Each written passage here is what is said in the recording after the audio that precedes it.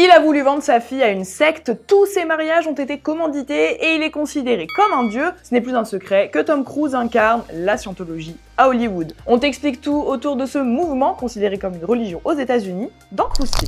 C'est en 1986 que l'acteur découvre la scientologie par sa première femme, Mimi Rogers. Alors si on se dit qu'il fait ça par amour, l'actrice américaine, elle, fait ça pour le service des scientologues qui cherchent à étendre leur communauté à Hollywood. Et qui de mieux que Tom Cruise pour les représenter. Il devient rapidement un adepte de cette religion et il explique qu'elle l'a même aidé à soigner sa dyslexie lors d'une interview à la télévision américaine. Vraiment, Tom Cruise est à fond dans la scientologie jusqu'à en devenir l'une des figures les plus emblématiques. En 1990, Mimi Rogers et l'acteur divorcent et cette même année-là, il rencontre et épouse Nicole Kidman. Mais ce couple n'est pas un hasard ou un coup de foudre. Selon des rumeurs, ce sont des matchmakers de l'église de Scientologie qui auraient arrangé ce mariage. Tom Cruise et Nicole Kidman deviennent l'un des couples les plus adorés d'Hollywood et ils adoptent 2 enfants, Isabella et Connor. Sauf que 10 ans après leur mariage, le couple annonce son divorce suite à des différends non résolus. Mais c'est quoi ces différends non résolus? Eh bien, c'est la Scientologie. Pendant leur relation, Tom Cruise aurait tenté de rallier Nicole Kidman à ce mouvement religieux, ce qu'elle a toujours refusé étant catholique de confession. A l'inverse, l'actrice aurait tenté de faire partir son mari de la Scientologie, ce qui a fait peur à David Miscavige, leader de l'église et très proche de Tom Cruise. L'actrice aurait été placée sur écoute et des détectives privés auraient été engagés pour suivre tous ses déplacements et Tom Cruise lui-même aurait donné son accord. Une spirale infernale pour Nicole Kidman mais qui ne s'arrête pas là parce qu'au moment du divorce, c'est l'acteur qui obtient la garde exclusive de leurs 2 enfants, adeptes eux aussi de la Scientologie. Dans un documentaire consacré à ce mouvement, le réalisateur Alex Gibney explique que les scientologues ont manipulé leurs enfants. Ils appelaient Nicole Kidman la personne dont il faut se débarrasser devant Isabella et Connor. Il leur disait de se méfier d'elle car c'est le plus grand danger qui existe. Depuis leur divorce, Nicole Kidman n'a plus revu ses 2 enfants qui sont restés avec leur père. Mais que promet la Scientologie à ses adeptes au point que Tom Cruise préfère cette religion à sa femme? On peut expliquer, il faut remonter aux années 50. Et oui, la Scientologie, c'est pas si vieux que ça. Lafayette Ron Hubbard, un américain, publie un livre appelé Dianétique, la science moderne de la santé mentale qui décrit une technique de développement personnel. En 1952, Hubbard étend sa dianétique à la scientologie qui a pour idée principale que l'homme est un être spirituel et immortel.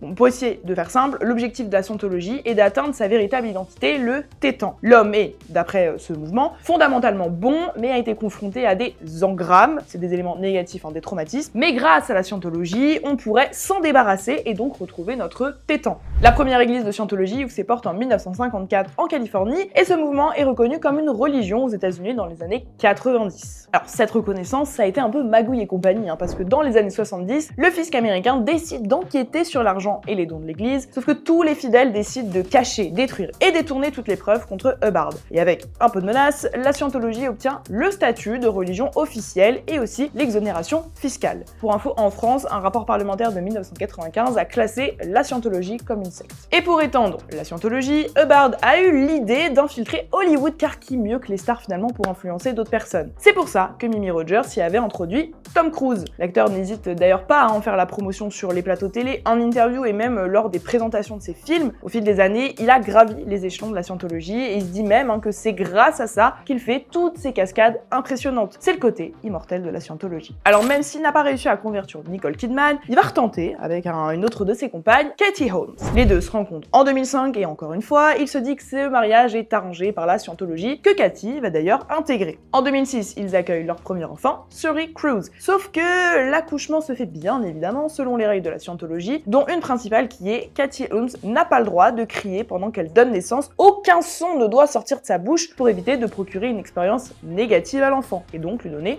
un premier engramme. Une pratique clairement douteuse, mais ce n'est pas la seule parce que Katie Holmes découvre une religion qui repose beaucoup sur l'argent et les dons, des tests de personnalité qui ciblent les personnes fragiles et un mouvement qui rejette totalement la psychiatrie. L'actrice commence à douter de plus en plus de la scientologie et elle commence à se sentir surveillée par des adeptes un peu comme Nicole Kidman. Quand elle découvre que Tom Cruise envisage même d'envoyer Suri à la Sea Organization, une association où on inculque tous les préceptes de la scientologie aux enfants, elle n'a qu'une idée en tête, quitter ce mouvement pour protéger sa fille. En 2012, elle prépare son divorce dans la plus grande des discrétions par peur des représailles des scientologues. Son père, qui est avocat spécialisé dans les divorces, l'aide à préparer sa fuite. Alors, en public, elle fait comme si de rien n'était avec son mari, mais en privé, elle loue un appartement seul dans lequel elle vit avec sa fille, elle réunit tous les papiers et demande enfin le divorce à Tom Cruise. L'acteur expliquera que pour lui tout allait bien et qu'il n'a jamais été au courant courant de cette décision, il n'avait pas vu venir celle-là. Katie Holmes obtient la garde de sa fille, sa mission de la sortir de la scientologie a marché. D'ailleurs, Tom Cruise coupe les ponts avec Suri, ça fait maintenant 10 ans qu'ils ne se sont pas vus, elle a même changé de nom et est devenue Suri Holmes,